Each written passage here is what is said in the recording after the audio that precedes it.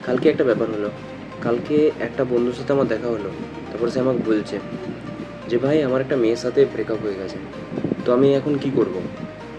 তো আমি বললাম, "ভাই দেখ, তোর লাইফে এবারে দুটো ফেজ আসবে। একটা ফেজ হচ্ছে যে তোকে মানে একটা ক্লিয়ার করে আমি একটা কথা বলছি। লাইফে কিন্তু দুটো ফেজ আছে ব্রেকআপের পরে। কী কী? একটা ফেজ যে তুমি একটা লুপে আটকে থাকবে, যে লুপে বারবার তোমাকে ওই জিনিসগুলো ফিল করাবে, বা তুমি বারবার একটা জিনিস ভাববে যে পেলে ভালো হতো, ওর সাথে একটু কথা বললে ভালো হতো, মেসেজ করলে ভালো হতো, কিন্তু আর কোনো অপশান নেই, তুমি ওদিক থেকে ব্লক হয়ে আছো।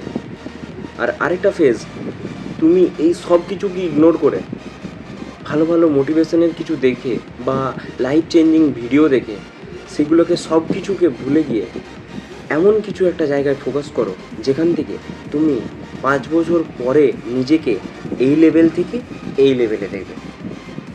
এবারে ডিসিশন তোমাকে নিতে হবে যে তুমি সেই লুপে আটকে থাকবে নাকি লাইফ চেঞ্জিং ভিডিও দেখে নিজেকে পরিবর্তন করবে।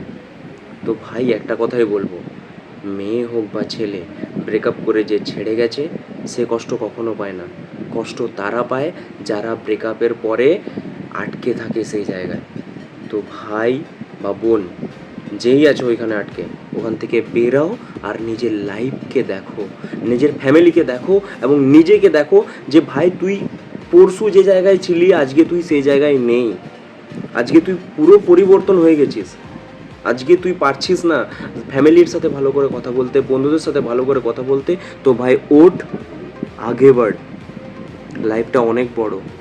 সমুদ্রে একটা একটা আংটি হারিয়ে গেলে কিছু যায় আসে না, বা একটা মুক্তো হারিয়ে গেলে কিছু যায় আসে না। সমুদ্রটা অনেক বড় ভাই।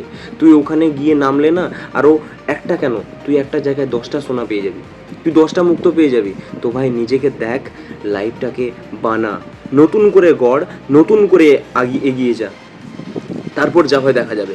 অন্তত ভাই চেষ্টা করে হারার থেকে না করে হারা বেটার। আগে ভাব।